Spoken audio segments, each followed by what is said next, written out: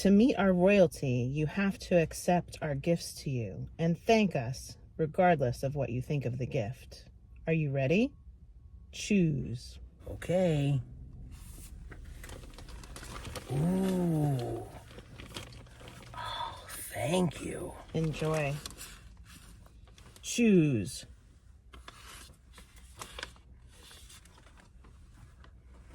An empty box.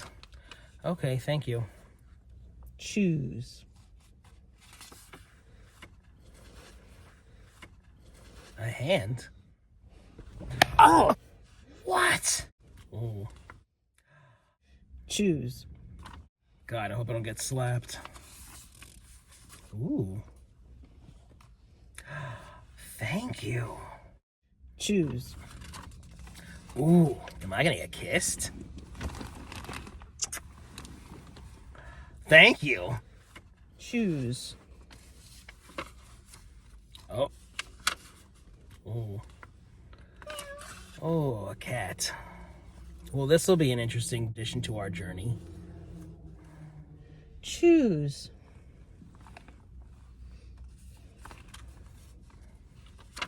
An arrow? Thank you. Hi, everybody. I'm Joe. And I'm Mary. And we're Book Buds. And today, Mary has something special in store for us.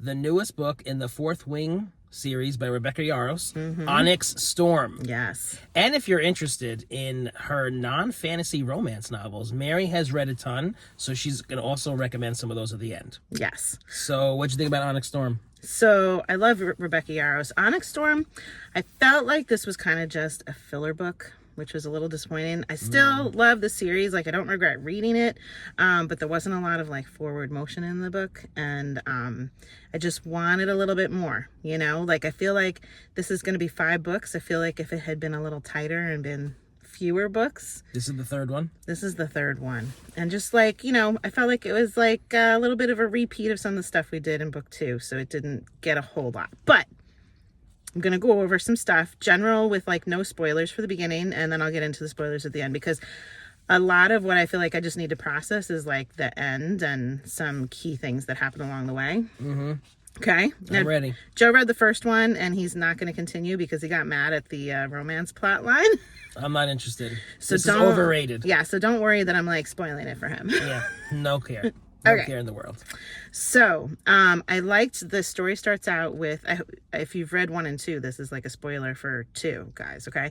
So it starts out with Xaden, the love interest, is becoming Venom, and so that's like the bad guy. And so we want to try and find a cure for him so that he doesn't turn totally Venom, and that we can still have the love continue between him and Violet. So I liked that. I liked that there was like a focus of trying to save him, trying to figure out like, how do we manage this? This is a being that we don't know a lot about. We need to like understand them better, right? And so they also dive into trying to find some of the writing that comes from Violet's parents. Her mom was like, you know, the big important general person, right? Mm-hmm. And her dad was like a really great scribe, so he had a lot of history, but they are both dead at this point. Oh, they're dead. Yeah, so, you know, she's going to try and find some of their written work, which was very interesting. Good part of the story. Mm-hmm. So part of that like journey to find some of that information also blended into like this quest like journey where they were going out into different neighboring territories to try and find allies for battles that might be coming. And they also wanted to find some more information about this 7th breed of dragon, the Irids. So she's wanting to find more about like Andarna's potential family that she came from, right?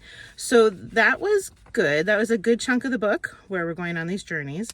And I felt like some good plot things happened as they were going through there. So without really spoiling, they do meet Xaden's mom, and that was pretty cool. I liked getting some background information there, and I just felt like, you know, when you meet like a family member like that, there's the potential for some serious passion, like emotional processing, like, Mom, why this? Or like, Mom, I hate you, or something. And I felt like it was like a little too soft. Like I didn't, I expected to feel moved, you know, because she does do emotional pieces well. There's been books that she's written where I'm like, I'm tearful, you know, and that was like a potential for some tears that didn't come for me. Oh. But that scene, those of you that read it, it ends with some like real kick-ass kind of twist stuff when they're visiting these people, and I really liked it. So those of you that read it, I'm sure you like that part too. I'm speaking in like code. Yeah. Then they go to another town that you see in the scene that we did where everybody's cheering and they're being like really well received. And a lot of times when they show up, they're not being well received. People are like, what, you know, standoffish. Okay. But these people are cheering and they're like, wow, this is going to be easy. And they land their dragons and out come the people and they're like, okay, we want to meet your royals, but you know, before you can meet our royals, we have a little game to play. So this is what you see in our scene when we're like drawing cards and like different gifts are being given. So this scene, for me, I cried during this scene. I'm not going to tell you guys that haven't read it why, but there's something that happens that's pretty emotional. And what's interesting is like Rebecca Yarros definitely can write these emotional scenes, right? And the thing that caused the tears for me, I didn't even have like a prior real strong commitment to what was going on in this scene. But the way she wrote it and the passion she put into it, I was like, oh my God. So it just shows me like she can really do good writing even when you're not previously invested. Okay. Yeah. Which kind of like, you know, for that to be a big cry for me, I was expecting bigger cries to come. And there was only one other cry in the book for me. And like, I thought there was going to be like a big cry at the end or something like that. And she didn't do anything like that. There was no epic, emotion for me at the end part. You're a crier. So. I am. Yeah. It's pretty easily. Yeah. Okay, so after this like quest part of the book is done, they move into like the battle portion of the book. Okay, so I feel like I just kind of divided the book in those two chunks. And so during the battle part, it very much for me was like a repeat of the second book. There was nothing that made it stand out as super different from it. And that was kind of disappointing. I would have liked to see a little more progression or like something with some characters that was really unique and wonderful happening or something like that, and it just felt a little flat for me. I feel like if this was if I had all 5 books in my hands and I could just move on to the next ones, I probably wouldn't get that upset with it because she's probably laying some groundwork for some great things to come, and like I would have it to then move on to. But just this on its own, it kind of just is like meh. When did book 2 come out? Last year? Like a year ago, yeah. Yeah, maybe and she this needs to take a little bit more time. So she's taking at least a year and a half for the next one. Okay. And then like I think the same for the one after that. So it's going to be a while before we get the final 2 books. I feel like I want to do a reread of 1, 2, and 3 just before 4 comes out, because maybe that will help me like, you know, have all the characters really current and solid and like amp up my excitement a bit. Wow. But I hope 4 isn't like a blah, you know, in preparation for 5, then that prep would be wasted. So I'm not really sure, but there should be no blah. It should all be great. I know. But you know, it is what it is. So a little bit on the romance part before I get into spoilers. So she writes wonderful romance. She has very steamy parts and everything, and like she was a romance author before she got into fantasy. This was like her first big fantasy thing. So she does a great job with that. She is good at like putting tension in there to separate people and like cause problems in the relationship, bring them back together, and she gives you what you want really as the reader. Like you want good happiness coming together and all that, and she gives that to you. So I definitely still recommend reading this book. You know, if you enjoy the series, read it, but just don't have super high expectations for getting something like fantastic and new and great. Does that make sense? Yeah, it doesn't sound good to me. It's good enough though. Good enough is not good. I'm not gonna give her that hard of a time. You're not. So now for spoilers. So let's continue on with the romance part. So to create distance in this one, they already had him turning into venom, which was like a great distance thing because he was worried about touching her, like could he hurt her and whatnot. And I thought that was fantastic. Like I feel like she should have just stuck with that. She added another thing to create distance. She made him a professor. And it was like, you know, you can't, and she's a student, you can't be together, you're violating school rules. If you do that, you know, you're out of here, and then you're never going to see each other again. And I'm like, that's so dumb. He came back to like train people on something. And I was like, no, we don't need that added dynamic, because it was so temporary. Also, she did it, and then like we were stuck there for a little bit, and then she took it right away. And they were professor bit? Yeah. And they were just like back together, battles, who cares what's happening, we're just going to be together and like have lots of steamy sex, you know? Is there a lot of steamy sex in this book? Yeah, there's a good amount. I'm trying to think how much compared to the others. You know, everybody has like their favorite scenes with this, so it was good, but I just don't feel like it needed that professor thing to drive them apart. I really liked more his worry about control, that he was going to hurt her. I think that created a better dynamic. All right, so a big piece of this book that was like moving for me was when Andarna broke the bond with her. So Andarna is her second dragon that's like all special and shimmery and like white, like goes invisible and can like pause time and stuff like that, right? So she's a juvenile, she's like immature, and since we're now finding her ancestors, her family, there's like people that could raise her and teach her the ways of her dragon, and they were disappointed that she had been exposed to so much danger. They're a peaceful breed, and they felt that Violet was not a good caregiver to her, you know, putting her in all these dangerous positions. So they wanted Andarna to leave her, but Andarna also kind of wanted to leave because she wanted to grow as a dragon. She wanted to learn from her family and like do great things. And so Violet didn't want to hold her back, and she's like, okay, I'm going to let you go. And so they sever the bond, which means she's not going to be able to hear this dragon speak any longer. Okay. And she leaves. Now, typically when something like that, like if a bond is severed, usually it's like the dragon dies, right? If the dragon dies, like the rider dies, you know, it's like, it's awful. Okay. Sometimes if the rider dies, the dragon dies, only like if they're really strong and they get through this. So one of her two dragons leaves.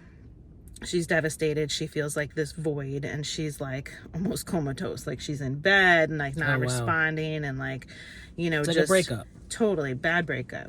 Yeah. And so it takes a bit to like revive her and get her back out and functioning, and her friends are worried about her and whatnot. And I thought that was written really well. I was tearful during that part of it, you know. So so I like that. But then there's parts of this that we're going to get back to with the ending that's like silly. You guys know where I'm going if you've read this. Okay. The ending.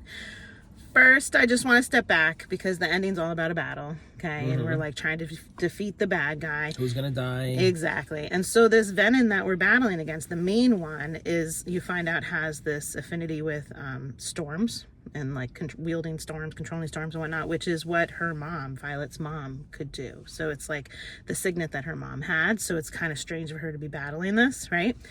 So that was like potentially emotional and whatnot. I feel like it could have been more emotional than I got into. It didn't go that far for me. But then the battle, like, it's kind of like the same kind of battle. Like, it's the same battle as book 2, and like, you know, they defeat them in a similar way and whatever. And I was just a little bit let down by that, because I kind of felt like if that bad guy, that Venom, stayed around for the next book, it might have created like more of a interest in like, wow, we really got to beat this bad one, you know, because what's going to be happening in the next book? I don't know, maybe she has something great lined up for us. But I was like, it just felt a little redundant, you know. Don't you find that with these books anyway? Like, okay, like not these books, just like just in general. Like, I mean, you have a dragon, you have your connection, and then of course the connection breaks. You have the people who are powerful, you know, they get the power from the elements and the this and the that and the water. Like, there's a lot of like repeating things in fantasy genre. Of course. I mean, you're always dealing with tropes and things like that. But I feel like, you know, if I were to say like what was the main point and purpose of this book, I'd want each book, even if they're all kind of being redundant with these things, I'd want each book to be like, oh, that was the book where this happened, you know, like this main thing was accomplished. And I don't know what that thing was for this book. I don't have that. You know what I mean? Make sense? Yeah. Okay, so the next part of this ending. So after this battle, she kind of like loses consciousness, okay? And she's passed out, and she comes back, she revives herself. And I didn't mention this to you, but she has a new signet where she can dream walk, okay? And she's just starting to explore that throughout this book. And so I at first was like, okay, she's doing that because this is like, you kind of have like this weird, vague sense about it. And like the people that are there, you're like, why would she be there? This doesn't make sense, right? So it feels like a dream. But then they're talking about like, oh, the battle's over, yay, you know, and we did it, and where have you been? And she's been like missing for like 14 hours or something like that. Okay. And then she's hearing Andarna's voice in her head. Okay. Xaden's nowhere to be found, and she's hearing Andarna, and you're like, wait, what's going on? And then she looks at her hand and she's wearing a wedding ring. And you're like, okay, so she got married. We have no knowledge of it. And then she looks at another character and they say this thing that like implies that like her memory's been wiped. And I'm like, no, I don't think her memory's been wiped. I don't understand what's happening. Like, it just kind of like was such a weird twist, a weird, vague thing that I've just decided to reject that ending. Didn't happen. No, because it needs more explanation. Because why are we now hearing Andarna? That bond was severed. I don't think that bond would just be like, poof, repaired. You know, I feel like Andarna coming back is going to be like a bigger, more epic thing in a future book. She's going to swoop in and save the day with some power because she's got some serious power, you know. Her power wasn't useful in this one little blurred moment that we had here at the end, you know. Book 4 will open with all this. I hope so, and like give us some clarity. And the ring on her finger, I don't think there was time for a ceremony of any kind. I mean, like maybe a promise could have been made, but like we just had a battle. Where would he have gotten that ring from? Right? They're betrothed. Would he be walking around with that ring in his pocket? I don't know. Right, during the battle. Right? Right. And like he's just turned like really venom. Like he's gonna have like the wherewithal in his brain to be like, oh, let me put this ring on her finger a minute. Come on. No. Yeah. So I'm just rejecting of this ending. And I feel like it's a wait and see. We can't make any clear determinations on it because it's just too vague. Way too vague. And with the dream walking and other like potential memory erasing, we just don't know. We don't know. Right? So it was a little bit of a letdown at the end? It was like a what the hell? Cliffhanger. Yeah. Cliffhanging is more like somebody's yeah. about to die. Somebody just turned This already really happened, evil. And you have no idea what the hell happened. Yeah. Right. So it's like, you know, we approached a cliff, but we're not really hanging. Right. Does that make sense? Gosh. So I'm thinking like if I were to reread all three of them right now, I might like it a little bit better than like my feelings that I had when reading it just now because I would know what I'm getting into and I might be able to pay more attention to some more of the finer points and whatnot. There were some character relationships developing in this book, but they were so minimal, you know? And I feel like if I had retained well all the characters from the previous books, maybe I would have been a little bit more excited about some of those things. So I do think overall I'd be happy doing a reread of this, and especially once we get more books. Yeah. Does that make sense? Yeah. All right, so I'm gonna go on to talking a little bit about some of her romance ones, just so if you guys have like really only read these fantasy ones, and you like her style, you like the romance parts of it, I want to point you in the direction of what to read. Okay, so I have read about 14 of her romance novels in addition to the series. I think if I'm trying to read all of hers, I have like 9 more to go or something like that. Okay. I've enjoyed them all. Like there's not a single one that I've been like, oh, this was no good. I really seriously have enjoyed them all. So I don't have these critical feelings that I had for this book, Onyx Storm. Yeah. I have not had for any of her romance novels. Okay. She is a solid romance author. Really good. And she doesn't just give you the hot, steamy romances. She gives you a great story with some hot, steamy romance. Okay. So I feel like most of her stories I would recommend for women in general. I think the storyline would appeal more to women. There's one that I feel like maybe could appeal to like anybody. So that one is The Things We Leave Unfinished. And it's a pretty moving family like exploration story where it goes back and forth between two storylines. One is a grandmother, this main girl's grandmother, when she was growing up during World War II, and she fell in love with an Air Force pilot or something like that. Okay. And so she's always worried about his well-being as he's out and flying the planes. And there's just kind of like this tragic story there with them because of the war and because of like all that's going on, and there's some serious friendships, some serious heartache going on for her grandma. Okay. And so then the other plot line is the granddaughter. The grandmother has just passed, and she was an author, and she has left behind this unfinished work. And so her publisher wants to send in this writer to come and finish this story. And they pick this guy that she's like, he's all wrong for this, but he's all right for her. Right. And he's trying to finish this story, and so he's like going through the grandmother's workspace trying to find the writing and whatever, and they're discovering things that are like really special and moving about the grandmother. And there's a major unexpected reveal at the end that you're just like, no way, like really like amazing, moving, beautiful, really great story. Oh wow, that sounds good. So I think if you were to read any of her books, I would suggest this one to you. If there's anybody that read this one, do you guys think Joe would like it? Like, let us know, because I think it's a good one. World War II. I like my World War II You do like novels. World War II. Cool. Yeah. And then if you want like a really good standalone for like women that really like romance stories, I loved Great and Precious Things. And this one, there's a theme. A lot of this is like war or flight or whatever related, because I think Rebecca Yarros' husband is like in the military. Oh, all right. Okay.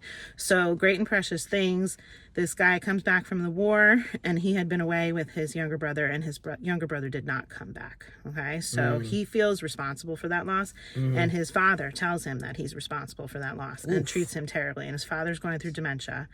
And the younger brother had been dating this girl in town. Okay. And so she's like the one left behind, and the whole town is like, your boy died over there, you poor thing, right? But they don't know that her original love was this guy that just came back. And his original love was her. But they both feel really guilty about being like, let's come together, because, you know, the younger one died, right? It's a very beautiful story. They get trapped in the cabin in a winter storm with snow. I love that kind of thing. And then there's like this part, we talked about this book before on our channel, where they go in a cave. Like, you should not go in a cave. This doesn't have like a clear path out. Yeah, no. Really scary. Not a good idea. But that's a whole part of the town piece of it also, like the community, how they're reacting to them. They have this cave and whatnot. So I thought it was a great story. Good romance. Really beautiful. And I'll link in other Rebecca Yarros videos we've done in case you want to see more on those. A couple quick other ones to mention. She did a series that's all about guys that are in flight school. It's called the Flight and Glory series. There's 5 books in that one, and each book has like a different main guy and girl relationship throughout each of those books. Okay. So they each have their own story, but you end up like tracking the progress of other people's relationships through future stories, which is kind of cool. And she writes that really well. She does like, you know, the one story and then a completely different story, but like broadens it. She really, like, that's like her main thing that she writes really well. So that she didn't do that in Onyx Storm, and we're sticking with the same characters throughout, is not her typical thing. Does that make sense? Yeah. Yeah. Another fun one that she did was called The Renegades, and this one is a trilogy, and it has stories about these guys that are like YouTube stunt artists, and they're just real crazy, adventurous people getting into trouble, like near-death experiences and whatnot, and then their love interests that they have through those stories. And it was really fun. I enjoyed those. So I really recommend her romance books if you guys want to check those out. What a great list. Yeah. Okay. So if you read Onyx Storm, let us know what you thought, and I'm curious if you've read any of her others also. Let us know. And if you're enjoying Book Buds, give us a thumbs up. And share us with your friends. And subscribe to our channel. Book Buds! That scene was amazing. I love my Book Buds. Okay, ready? Ready. Okay. Ready. Here I am. You have a lot to contribute. Here I am. You look quite uncomfortable. So comfortable. What? Okay, Who's we'll hitting sound me? over that. Okay.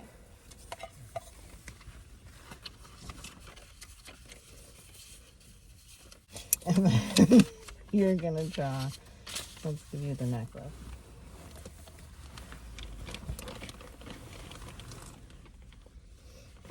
Thank you. Enjoy. Okay.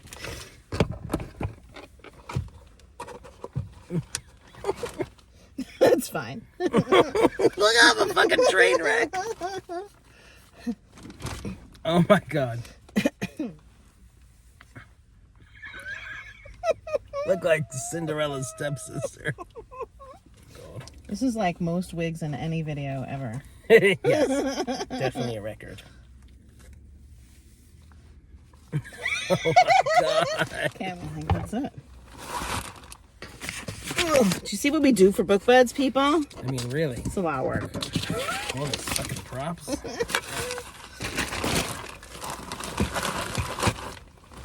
My kids sacrifice their stuffed animals.